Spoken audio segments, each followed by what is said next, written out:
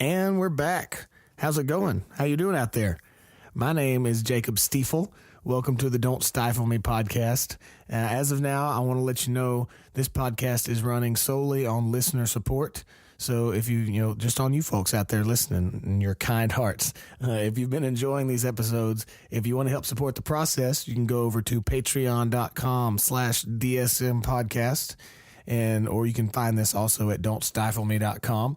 But you can gain access to behind-the-scenes photo, video, audio content, different perks and packages for monthly donations. You can go on there and sign up and say, for as little as $1 a month or $3 a month, you can sign up, and that kind of keeps the wheels rolling. It keeps the lights on here at the house and the office, and allows me the time to be able to get these episodes out to you and have people in and talk with them. But whether you sign up or not, I'm really happy you're here listening. I'm happy to be able to sit down and talk to these fine people and try to inspire the people out there listening to chase your passions in life and do what you want to do. But anyway, all right, enough of that. Let's get to today's episode number 24. Pick it up again.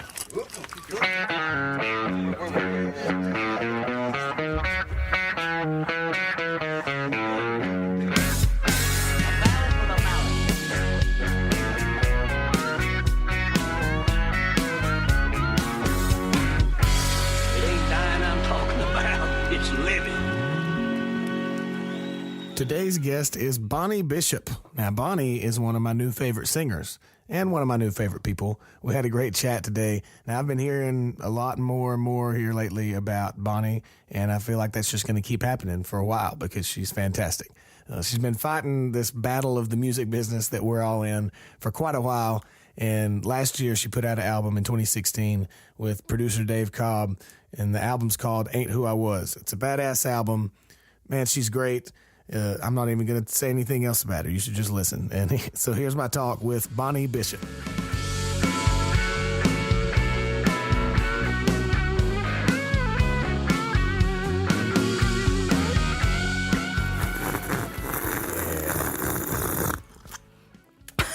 Right? Just making sure.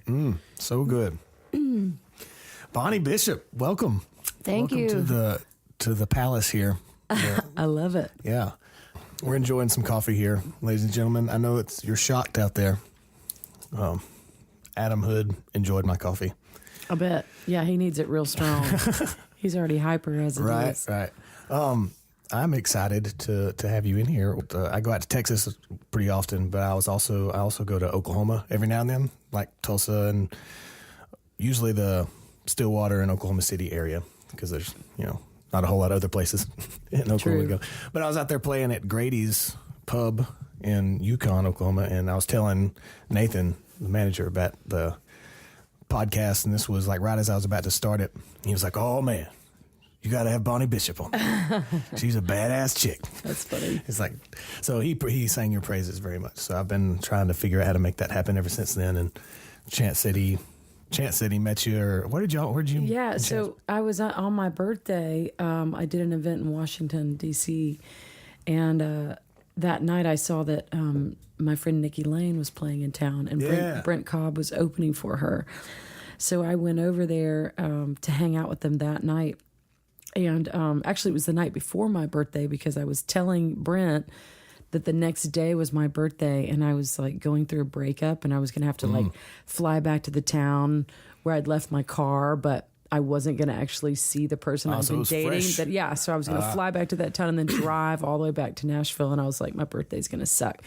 And Brent was just like, "Hell, you ain't doing that on your birthday. You're coming with us to Philadelphia." So they picked me up from the next morning and took me to Philadelphia on my birthday. Hell yeah. To hang out with them. So Chance was, road managing for Brent. Brent. Yeah. So we rode all the way to Philly that day and hung out with those guys that night. And man, Brent's about as good a dude. Ended up being a pretty great birthday. Brent's about as solid as the guys you'll meet out there. Yeah, he is. He's the real deal. He was one of the first guys I met in Nashville. I was over at another guy's apartment, and Brent was just hanging out, and we just kind of met then, and it happened to be the group of friends that I've kept through the years since then. And Yeah, can't say enough good about him. Yeah, but we're not here to talk about Brent Cobb. I want to talk about but you. it does segue. Yeah, right. Where are you from, Bonnie Bishop? So I grew up mostly in Texas. Yeah. Also lived in Mississippi in junior high and the first part of high school. And then I moved back to Texas, went to college at the University of Texas in Austin. Yeah, local horns. That's where I got infected with the music disease. Okay. Or playing live. Got the crazy idea that I could make a living on the road. So what part of the Houston area? Is that where you grew up, like when you were a kid? Yeah, born and raised mostly in Houston, yeah. What area of Houston? West Side. Cool. Okay. West Side. I got a cousin that lives in the Heights. Yes, that's like right downtown. Yeah. I'd say that my years in Mississippi were pretty important, as far as like discovery goes, on the music side of things, because growing up on the west side of Houston, everybody looked like me. Yeah. Skin color wise and otherwise socioeconomically. And when we moved to rural Mississippi, it was a totally different story. And I was the minority at that point in 7th grade. Oh, okay. And I had been singing in choir for a couple of years. So I joined the choir at Armstrong Junior High. And there were about 100 kids in the choir, but only 3 little white girls. And we all sat on the front row. Yeah, but that was great. The soprano section. Yeah, it was an education for sure.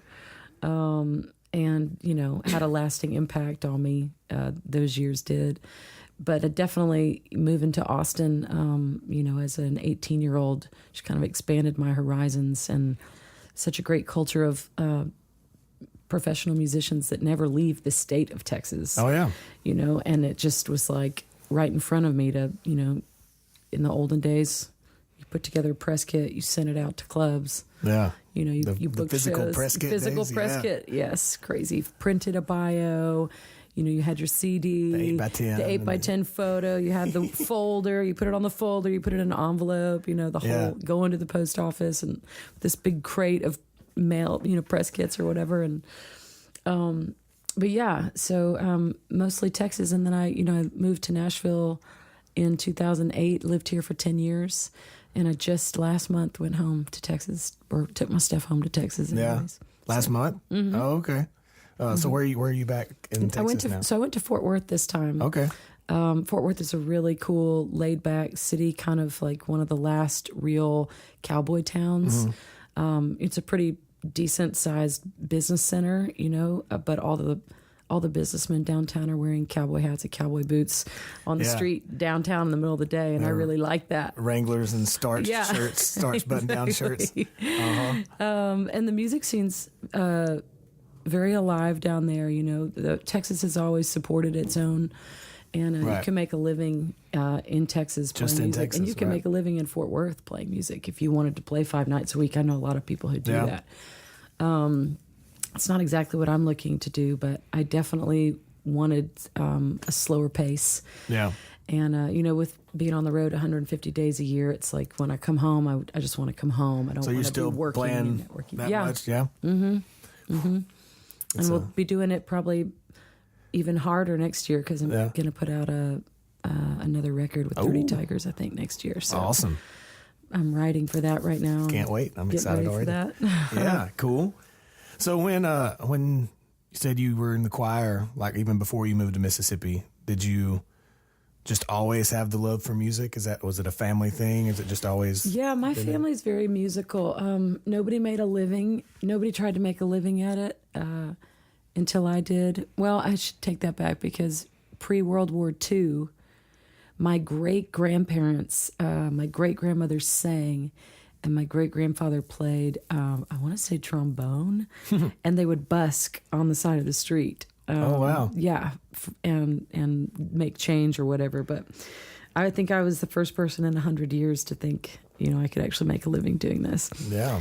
But it was, my mom played a lot of music. She loves music. She loved to dance, and she was always playing lots of oldies. I grew up listening, and oldies in my day means like, I was listening to a lot of Aretha Franklin and Otis Redding and stuff like that. And then in high school, I got really into like CCR and Bob Seger and all that kind of stuff. Carole King and Bonnie Raitt and I think that I always loved music and I knew I could sing, but I didn't know what to do with the gift. Yeah. So I played around in music theater. I had classical training for years. I actually went to college on an opera scholarship. So I was like, as low, raspy as my voice is now, it was super high and crystal clear until about the age of 24. Really? Yeah. What was there? Something that just changed, or just naturally? Well, I think going out and singing at smoky bars on crappy PAs and not sleeping and living on chicken wings and Blue Moon beer. I asked because that's exactly why my voice is so different than it was. Because I found a recording of a demo that I did like right when I moved to Nashville in 2009. Not long ago, I found it and I listened to it, and it sounds like a completely different person than I do now. I'll talk to my grandmother on the phone, and she'll be like, "Are you sick, honey?" Yeah. Like, no. Everybody always, mom's like, "Are you getting sick?" I'm like, "No, this is just me." Yeah. Or people will ask me, "Oh, I'm sorry, did I wake you up?" I'm like, no, it's how it sounds. Yeah.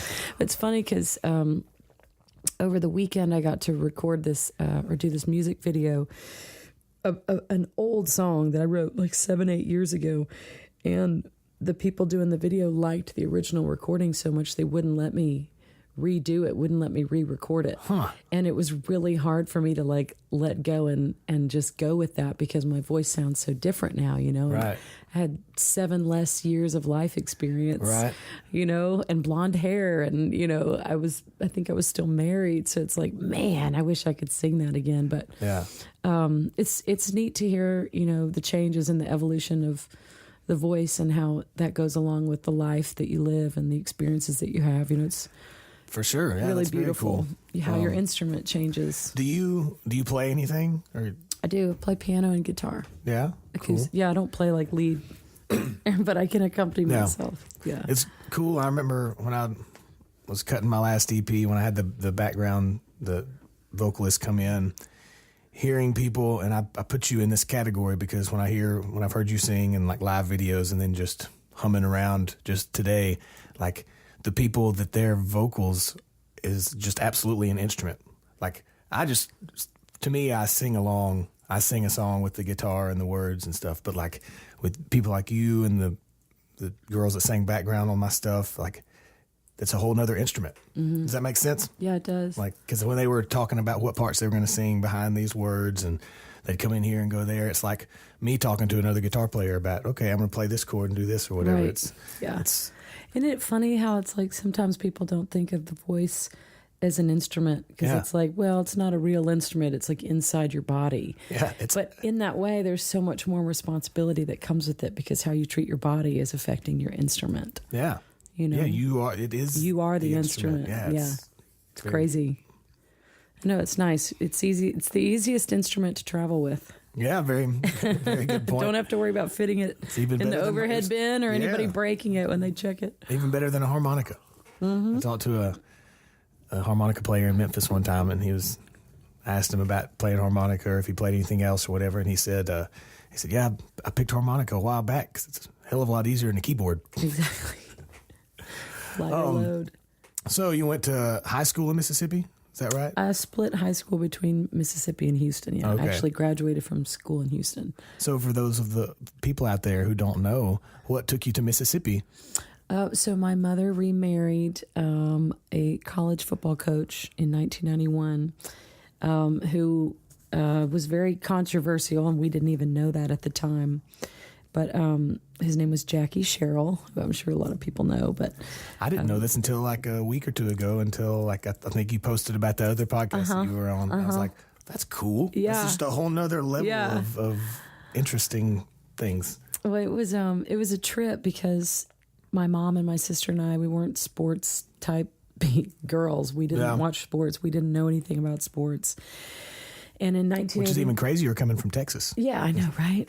In 1989, Jackie left Texas A&M, and at that point he'd been at Texas A&M for 8 years, and he was at Pittsburgh for 10 years before that, and he had national championships under his belt, and he had this whole legacy he'd built at A&M that ended in a very controversial way, and a lot of people were talking a lot of crap about him, really, and he was out of the game for 2 whole years. Nobody would hire him. And he and my mom met during that time that he was, he just bought a car dealership and he was running a car dealership. That seems to be like something that coaches used to do that in the olden days. Yeah. They'd retire and get a car dealership. Nick Saban just bought a part of a car dealership in Nashville. Exactly. So, yeah. Exactly. So that's all I knew. You know, Jackie owned a car dealership. And, you know, I wasn't thrilled about them dating. I didn't want a new dad in the picture. I didn't want to share my mom with anybody. Yeah. But, you know, God had an awesome plan for that relationship because so he ended up getting offered the job at Mississippi State after about 2 years. And we actually found out about it because he went to Mississippi, told my mom he was going to go talk to some people in Mississippi and didn't tell her what for. And we're sitting on the couch that night flipping channels on the TV. And we get to ESPN and it says, breaking news, Jackie Sherrill accepts job as head coach at Mississippi State. I bet your mom was happy about that. She didn't talk to him for a couple of days. Yeah. But he came home with a ring and he said, I love y'all. I want to be a family and I want y'all to come with me. And so, you know, we showed up in Mississippi in the summer of 1991. Had never even seen a football game before, and suddenly mom's married to the most infamous college football coach at that time in America, who has just come out of, you know, exile, coaching exile, and been brought in to build a winning team at an underdog school that had never won. Right. And, you know, a lot of people hated him.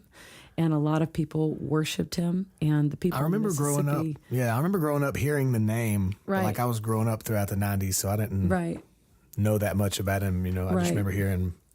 In Alabama, I bet you did. Yeah. Oh, yeah. Yeah.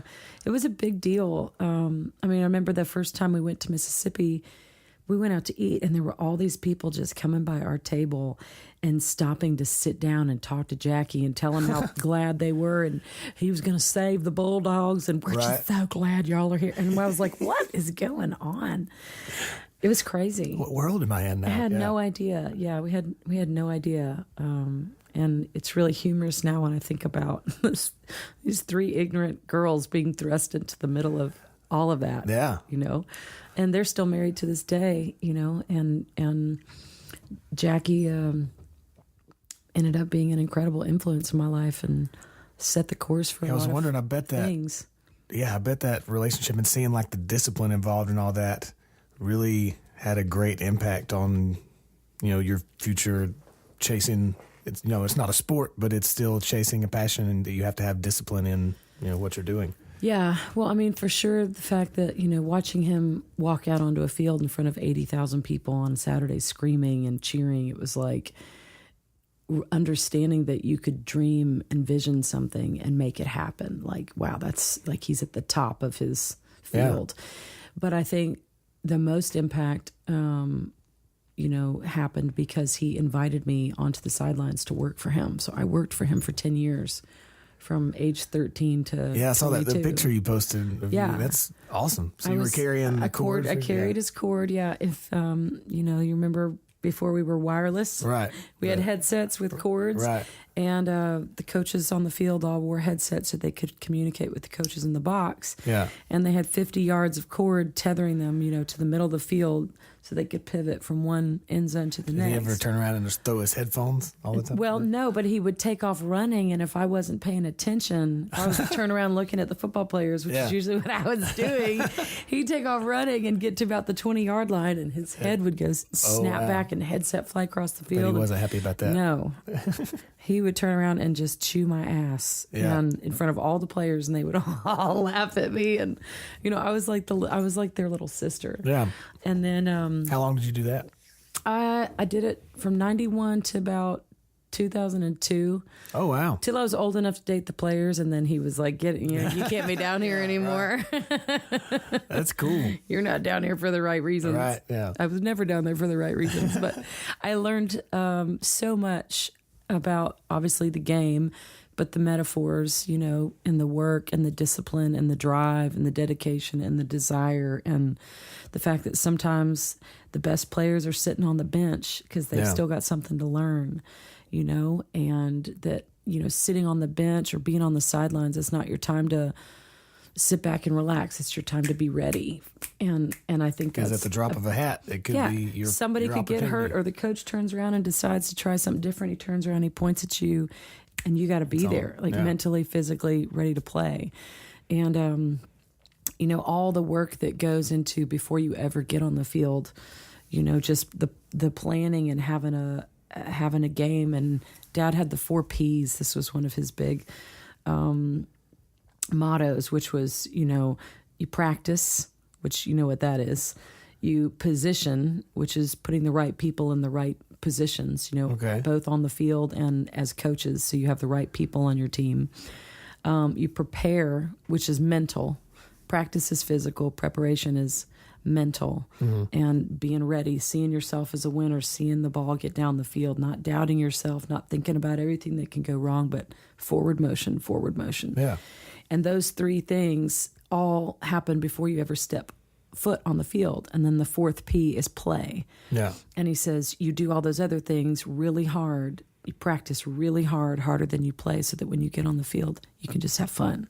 Yeah. And I think the same thing goes for music. You know, when you make the choice to be a professional, you have to put in the work. You know, talent's only going to get you so far. And I definitely learned that lesson and was humbled from 12 years of sitting on the sidelines, you know, which is how I felt in my career. Yeah. Because I was doing my own booking for 12 years and 5 albums and touring. Yeah, I was going to ask you. I saw you put out all those albums. I was wondering if you had like booking management or anything like that. I never had a manager. I never had a manager. I never had a real booking agent. I never had a label deal. I raised my money from fans, playing shows. You know, I did a Kickstarter one time. And that's kind of, you know, after 12 years of doing that, I was really worn out. Yeah, and, I can't imagine. The last year of it, I was not going out with a band. I was by myself on the road. So, you know, sometimes driving 6-8 hours a day, loading in my own crap, doing a 90-minute show, talking to people for 2 hours afterwards, packing it up, sleeping on somebody's couch, or driving a couple hours down the road where I could had somewhere free to stay, you know, and then getting up and doing it all again the next day. Right. And I was coming up on my 35th birthday. And as a female in the country music industry, 35, and you've been doing it that long and you still don't have a manager or booking agent, I really felt like, well, this is not going to happen. Like, I need to call it quits. Yeah. I need to, maybe this isn't what God has for me. Maybe I got in it for the wrong, maybe I'm in it for the wrong reasons or whatever. And, you know, I stepped away and went through this whole journey of letting go and doing something different, going to graduate school and doing some different things. And then I got the opportunity from 30 Tigers to come back and make that record with Dave Cobb. Yeah. And put that out. King Midas year. calls. Yeah.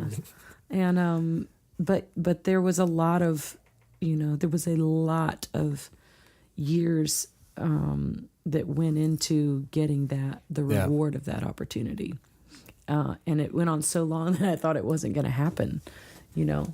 I can imagine, the number of times you're, like you said, loading your stuff in and out and then driving to get somewhere so you can stay for free. And just because I've lived all of that, and I know exactly what you're talking about. Yeah.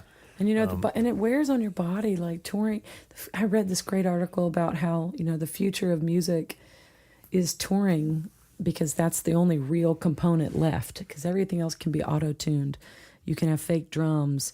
You can have, you know, you can make music without a musician even stepping foot in the room. You can make videos with the fake audio or whatever. I mean, it's a great point. That's it, But being live, like the exchange of energy between an artist that's written a song and is there live in person delivering it, and an audience and their energy receiving it, like that can't be replicated. Yeah. So, but the scary part about it is that, as amazing as that is, the live music is completely dependent on the weakest link, which is the human being being healthy enough to go through all that bullshit on the road, and the driving and the bad diet and the lack of sleep and the danger of late night drives and all that. You know, it's completely dependent on that person being healthy enough to get up at the end of all that and perform. Yeah. And hope that people come to the show. And hope people, there's that. So I find that, like, having to adapt and do things differently so that I can keep showing up and doing shows, you know, because I'm 38 now. it's like I can't go with no sleep. I can't do a show on no sleep like I used to. You know, I can't just like, you know, Mountain Dew or Blue Moon my way through it. Like it doesn't work like that anymore. Yeah, I told so yesterday I turned 30 yesterday, and came in last night, and my roommate had a couple friends over last night, and one of them was like, "Man, you turned 30. Why aren't you hammered?" And I said, "Because I turned 30, not 22." You know, I know, like right? it's like I can't imagine. Because when I moved here, I played for like 2.5 years downtown, like Broadway and 2nd Avenue, and did that. And like 2010, I think I had a lot of fun that year. I can't really remember a lot of it. Yeah. But I just can't. Like now, if I drink, like get super drunk one night, I'm out for like, for like 2 days. I'm not drinking it. This year I haven't drunk at all. I haven't drunk since December 26th, and I feel great about it. It's like, it's all lifestyle, you know, like just, if you want to, I think I just got to that point in my life where I wanted to do what I'm good at, and I want to do it really, really well, and I want to do it with people I like. Yeah. And that requires a healthy attitude and a healthy body. And I'm just on that journey and enjoying it, you know. When you were in Austin in college, were you playing gigs at that point yet, or were you just going to school? Like said you did theater and I was doing theater, and I started in opera. I hated it. Yeah. I quit after my first semester. Then I switched to theater. Then I got a wild hair to move to New York, and I got an acting scholarship to a school in New York City. So I took that, sold everything I owned in Austin, moved to New York, was there for 5 months, and it just ate me alive. You know, I was like 20 years old, did not have the self-confidence that I needed to live in New York. Too much for a Texas girl Too right much. now. Yeah. So I came back to Texas, and I decided, okay, I've got to, my parents were very generous to give me the opportunity to go to college, and I thought, I've got the opportunity to do it, and I'm going to do this. So I just decided I would finish school and study something that I enjoyed. So I majored in sociology, which I loved. And that's like the study of how your environment and the people around you influence who you are. Yeah. Whereas psychology is more like how the immediate family, like your parent and your siblings, how that, you know, determines how you turn out. And this is like the bigger picture of like how society, you know, molds and adapts us, and kind of helped me understand where people are coming from. You know, like when I have interactions with people, I can empathize, you know, with where their life experience is and why they are the way they are. Yeah. And I think that actually helped me in the songwriting process. That wasn't my intention, but it was a side effect. Yeah. And I never even meant to write a song, but I was walking my dog one day, my senior year of college, and I had a melody that just like fell out of the sky, and I started singing these words and kind of putting into music and a relationship experience I was having. And I remember walking my dog and being like, holy shit, I'm writing a song. And I turned around and we just started running back up the street to grab a piece of paper and a pen and write down all the words that I heard. I couldn't even play an instrument. Really? At that point? And I realized, you know, it was coming out as like verses and then this part that I kept repeating. And I was like, holy crap, that's a chorus. Like, I just wrote a song. That's really cool. It just happened. Yeah. And over the next couple of weeks, I was like, maybe I can write more songs. So more melodies were coming, and I was writing more songs down. And then I met a guitar player. A friend was like, I know this guy, he plays guitar, and maybe he can help you with your songs. So we sat down, and I sang him all the songs I'd written. And he sat there with his guitar and painstakingly picked the chords out and figured out what I was doing. And was there a music scene in Austin like there is now? I mean, big? Hell, like, it was way bigger. Yeah. Austin is called the music capital of the world. Right. And it's not because of what's happening now. It's because of what started there in the 70s. Mm-hmm. And it was before there was Nashville. Yeah. There was Austin.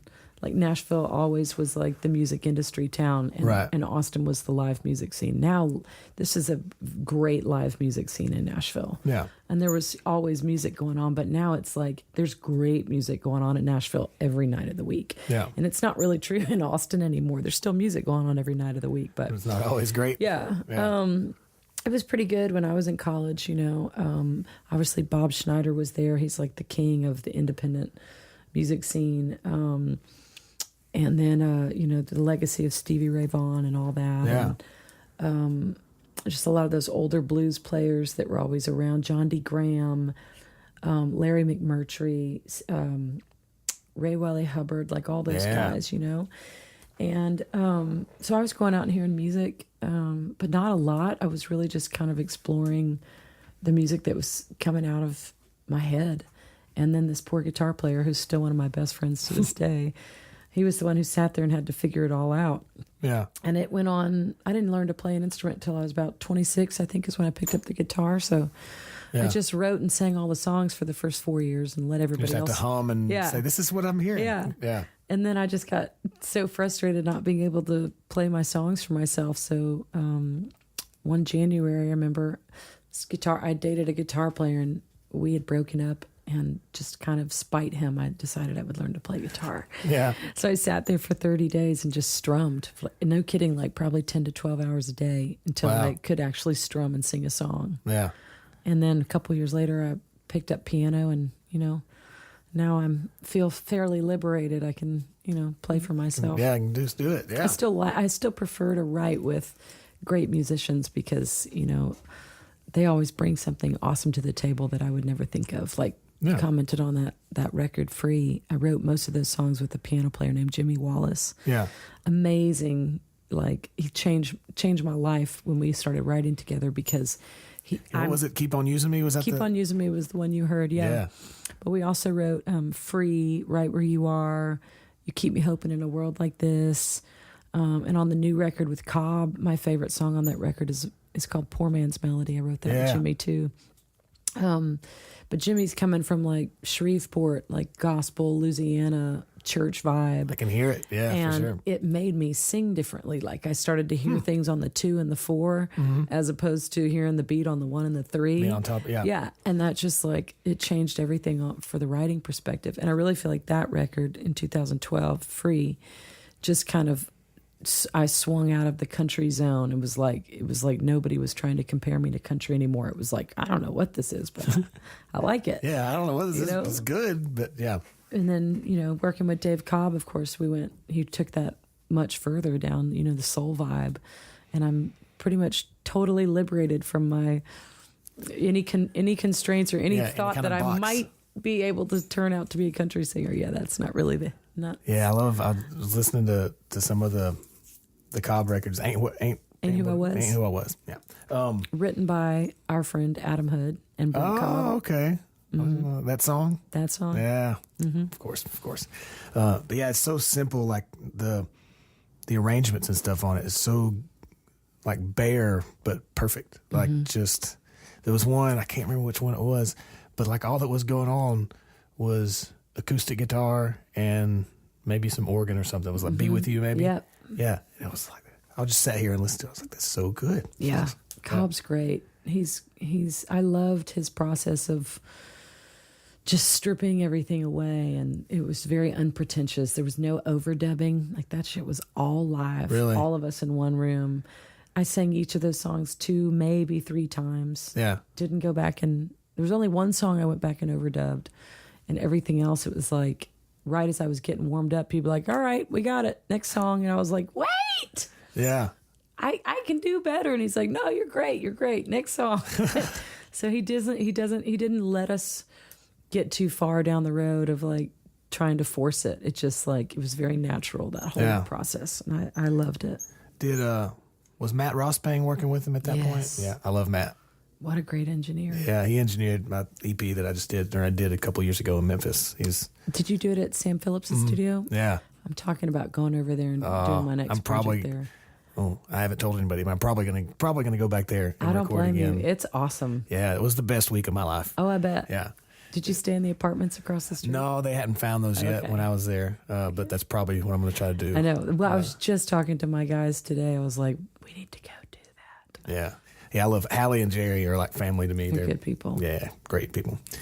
So what's going on now? Where'd you play Saturday night? Knoxville? Yeah. How was that show? That was good. It was a private party, but we're going to be back there this weekend. playing. It's funny. I lived in Nashville for 10 years, and right when I moved back to Texas, suddenly now all my gigs are in the Southeast. Yeah. But yeah, we've been hitting Knoxville pretty hard this year and last year, and Birmingham, doing a lot with Paul Thorne and those guys. Love those boys. We're actually doing a tour next year with me, Paul Thorne, the Blind Boys of Alabama, and the McCrary Sisters. Oh man, that's a gospel review. It's gonna be a blast. I can just feel the mojo coming off that right now. So doing that, and then like I said, I'm writing for the next project, which I have in my head, and really taking my sweet time. Yeah. With that, because I want to go live somewhere and record a project, like create a project with people, you know, as opposed to like rushing or fancy studio. It's like I just want to like live and breathe a project for make a work of art, with people, very cool. But I want to have the song. I want to know what songs I'm doing this time. Yeah. So I'm about halfway there.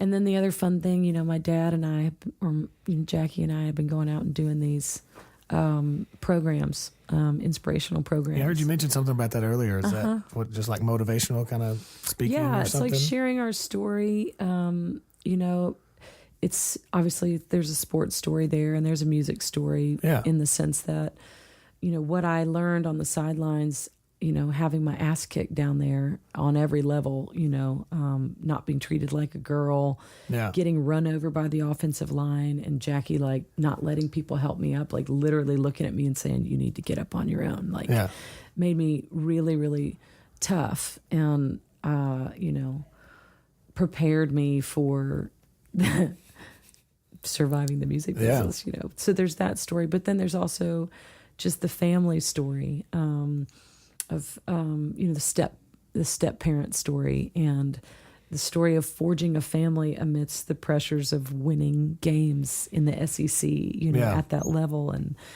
that's such an extreme world to be in, because I mean that's life, you know, to so many people. That's, you know, SEC football.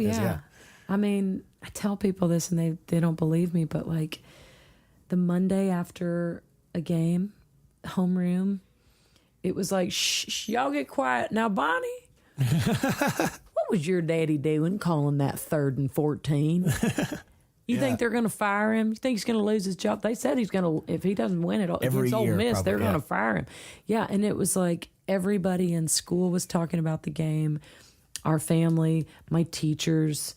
You know, people with my mom couldn't show her face in the grocery store after we lost a game on Monday, man. You know, because people would just hound her. And it's like you had no privacy in that job. Like you were owned by the fans, you know, and it's not unsimilar or dissimilar, I would think, to somebody like, I mean, my dad's not famous like Taylor Swift, but in that same way, like when your life becomes public, top of the mountain, and it means field. something to other people, you lose your autonomy, you lose a sense of privacy, and it's something that, you know, you might not like it, but it's part of the exchange of being at that level, right? And you know, trying to build a family in the middle of that and having no experience and no preparation for that whatsoever is fairly remarkable and hilarious. Yeah. You know, and it's people go see Dad to do motivational speaking all the time. I mean, he does that kind of thing, and I've just been tagging along and kind of telling the story through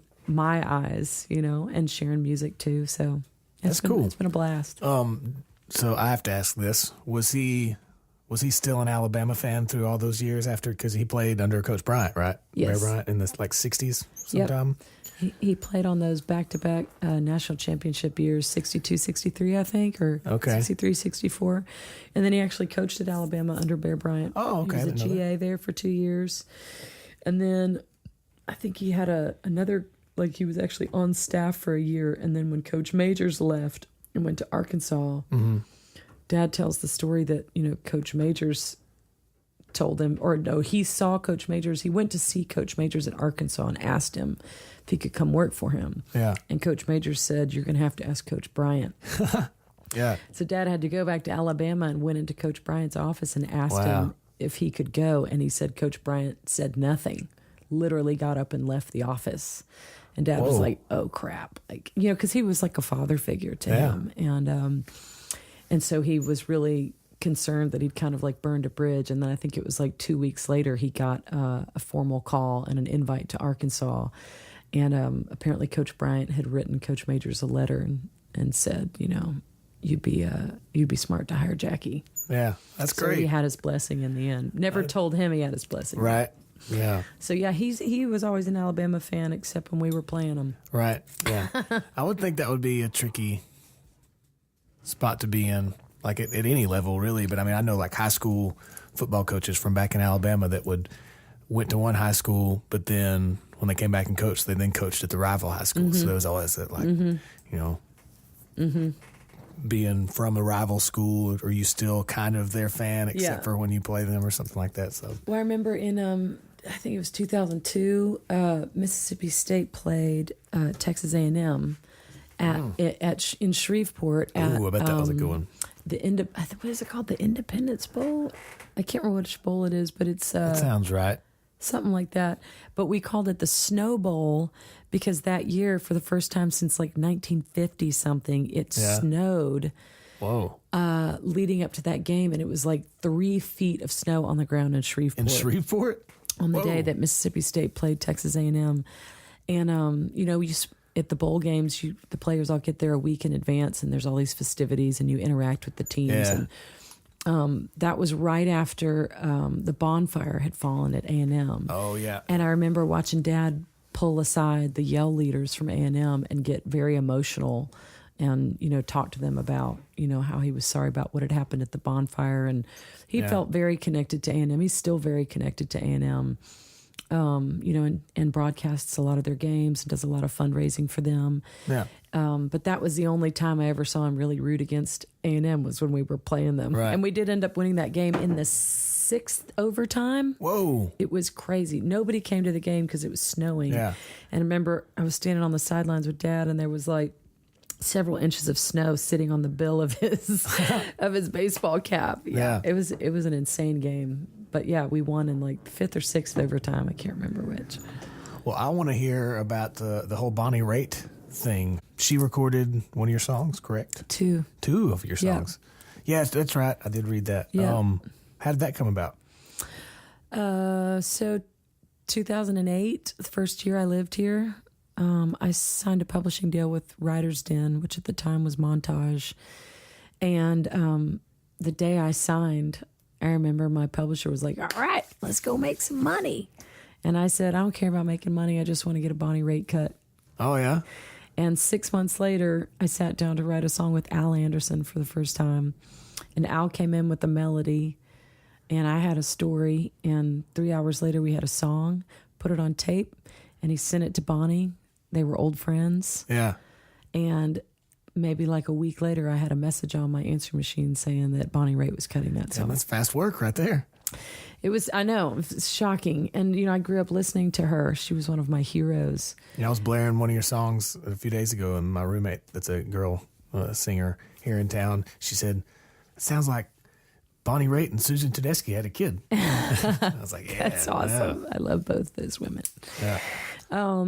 But yeah, it was divine. That was just meant to be, you know, that. And Al and I still write songs together. We've written tons of songs. And Bonnie, you know, that was in 2008, but she didn't actually record and release that song for 4 more years. It was kind of funny because I told everybody that I had a Bonnie Raitt cut, and then it didn't happen for 4 years. Yeah. Typical Nashville story. I have a hold. I've had a hold for 37 years. But yeah, it finally came out, and by the time the song came out, the story had actually come true, which is a freaky thing about. Oh, yeah. Yeah, writing songs. I wrote a song about a divorce and a regret and looking back and feeling regret, and I was actually living that story by the time the song came out. So, but through that, you know, she and I became friends, and she's a mentor to me, and I get to see her whenever she's in town, and I send her songs from time to time, and she cut another one last year called Undone, also one of my divorce ballads.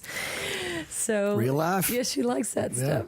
So yeah, I just saw her come through town a couple weeks ago when she was with James Taylor. Oh, nice. Yeah, amazing. I talked with several episodes ago. I talked with a guy named Will McFarlane down at Muscle Shoals, and he played guitar for her in like 76 through 80 or 75 through 79 or so, like that. He had some pretty cool stories about being on the road with them. Yeah, she was wild back in those days, but she's been sober for like 30-something years. Oh, wow.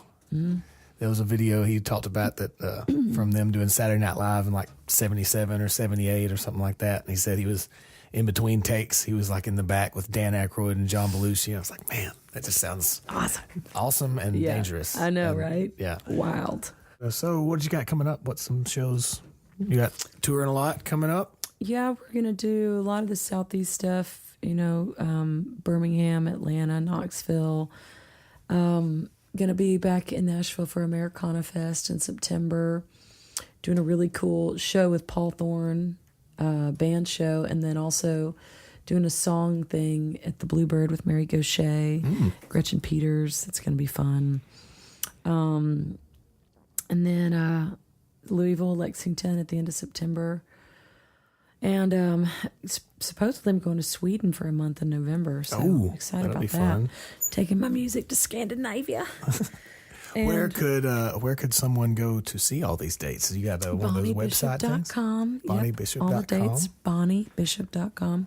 I also highly suggest you follow my Instagram, which is Bonnie Bishop for Rockstar. Nice. Because Bonnie Bishop was a porn star that was already taken. Oh, so really? I had to go Bonnie Bishop for Rockstar instead. Yeah, I was wondering about that. Yeah. That's But yeah, I'm interesting. not hard to find. And we're just going to be out making music and doing what we do. Yeah, keep your living life. Yeah, and everybody keep your eyes out for the next project. Yes. On down the line. Well, cool. I'm good. Anything else you want to tell the people out there? No. Oh, I have one more question. All right. I try to ask everybody this if I can remember to. If you could go back in time and give yourself at 18, 19, 20 years old some advice, what would you tell yourself? Relax. Yeah? Enjoy the process.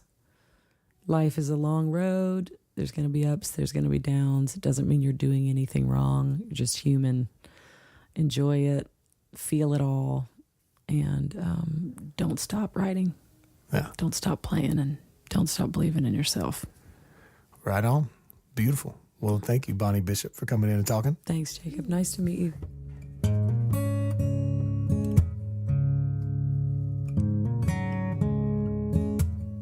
Man, that just makes me want to not give up. That's what that makes me want to do. But hey, that's the point of all this, right? In the background here is Bonnie playing and singing me a little bit of a song off of the Ain't Who I Was album, and she let me pick along with her in the background.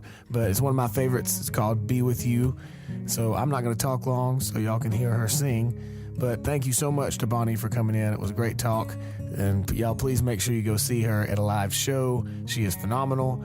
You can check out more info on Bonnie and her tour dates and all that good stuff over at BonnieBishop.com. She's on Instagram at Bonnie Bishop for Rockstar. Once again, I want to invite you all over to patreon.com/DSM podcast. And this podcast is solely listener supported for now. So we're like NPR. We need all the help you can give in order to keep the wheels rolling and keep recording conversations and producing them and getting them back out there to you. So in return for monthly pledges and donations, there are a bunch of different exclusive perks and packages that are all available at patreon.com/DSM podcast. So you can go check that out. You can find the link for that and other info on this episode at don'tstifleme.com/024. And the podcast socials are all at DSM Podcast. My social medias are at Jacob Stifle. Thank you so much for listening, you beautiful people. I love you all. You should listen to this beautiful music. Have a great rest of your day, and I will talk to you again soon.